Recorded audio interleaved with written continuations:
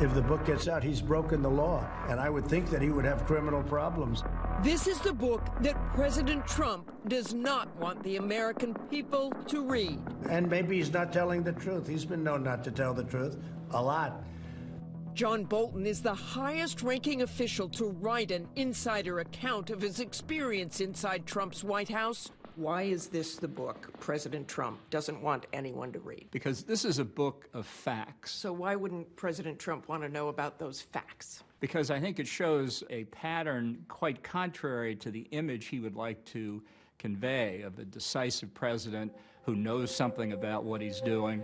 Bolton has been defined by fierce ideology. He was once ambassador to the United Nations and served 3 previous Republican presidents. He is an aggressive promoter of a hawkish, strong projection of American power around the world. Many of us thought that Bolton going in with that portfolio, there could be some conflict.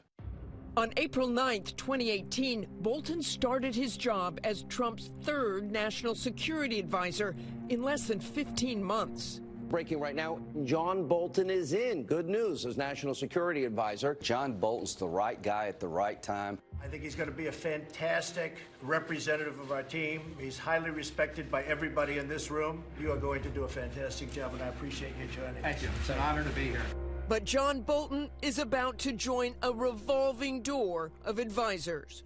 Let's go back. So you walk into the White House. You'd worked for 3 other presidents, both Bushes and Reagan. What was immediately different about the Trump White House? This was not like a White House I had ever seen before. It was not functioning in the same way as any of the 3 previous presidents I had worked for.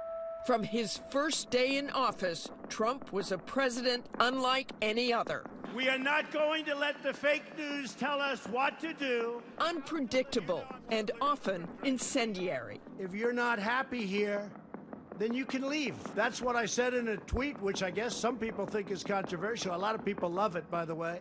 Donald Trump is a reality TV star turned President of the United States of America. He likes the TV moments. He also thrives on chaos. Is that your Bible? It's a Bible.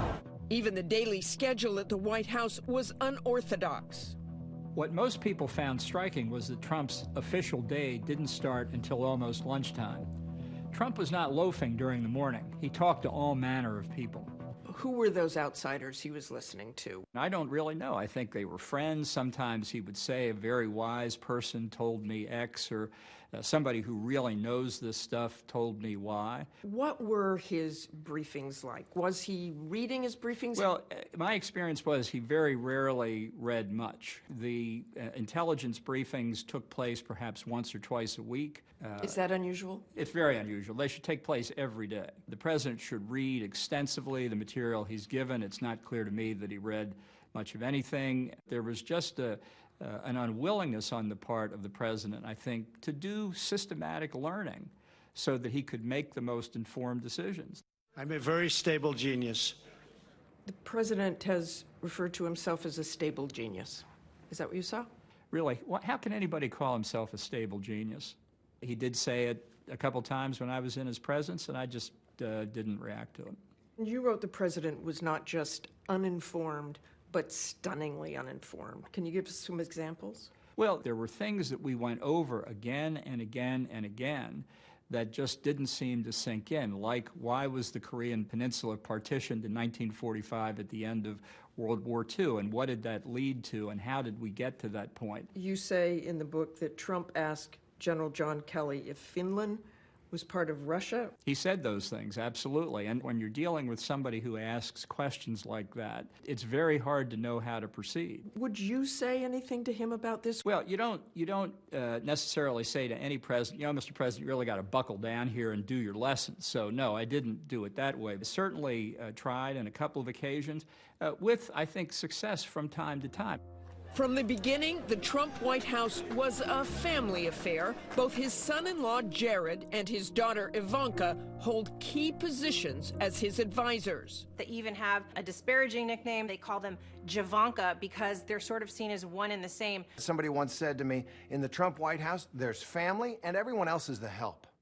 Who held the most power in the White House? It varied from time to time, but I think the sustained answer to that question over time is Jared Kushner.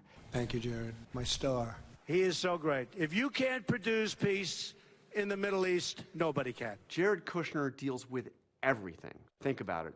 When it comes to Middle East peace, Jared, you deal with that. When it comes to dealing with China, Jared, you take the lead on that. When it came to the coronavirus pandemic, suddenly there he was again. Jared Kushner has a very broad portfolio. Is he the most qualified person for those jobs? I don't really want to get into the family aspect of this. The focus ought to be on the president. But if Jared Kushner is the second most powerful person in that White House, why can't you answer that question? Well, I think a question I would put in turn to conservative Republicans is, how do you feel about that? While reluctant to get personal about the Trump family in our interview, Bolton did share a story about the president and his daughter after news broke of Ivanka's private email account. Ivanka Trump under fire, accused of doing exactly what her own father campaigned against, using a private email account to conduct government business. You share one story of how policy was essentially shaped to protect the Trump family interest after U.S. intelligence reportedly determined the Saudi crown prince played a role in the killing of Jamal Khashoggi. Trump issued a statement, you say, to divert attention from Ivanka, who was getting press for her emails, her private email account. Well, the president said that. Now, in fact, he also strongly believed in the statement that he made about U.S. policy vis-a-vis Saudi Arabia, despite the killing of Khashoggi, because of the arms sales relationship and other things. But it was very much on his mind that day that his daughter was taking some heavy hits in the press and absolutely guaranteed this diverted everyone's attention. And he said that? Yes.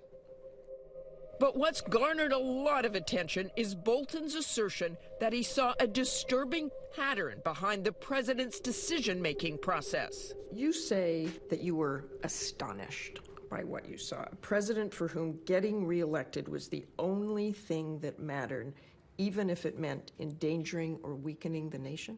Well, I think he was so focused on the reelection that longer-term considerations fell by the wayside. There was considerable emphasis on the photo opportunity and the press reaction to it, and little or no focus on what such meetings did for the bargaining position of the United States. Are you saying that all decisions the president made were driven by reelection? Thank you very much, El Paso. Thank you very much. I didn't see anything where that wasn't the major factor. So a lot of people have complained that he has a short attention span and he doesn't focus. I want to say when it comes to reelection, his attention span was infinite.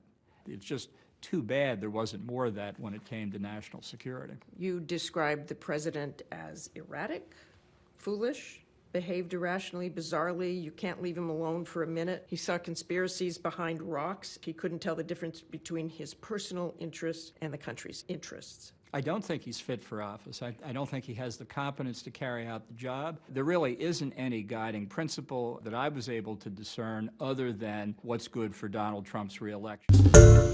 Hi, everyone. George Stephanopoulos here. Thanks for checking out the ABC News YouTube channel. If you'd like to get more videos, show highlights, and watch live event coverage, click on the right over here to subscribe to our channel. And don't forget to download the ABC News app for breaking news alerts. Thanks for watching.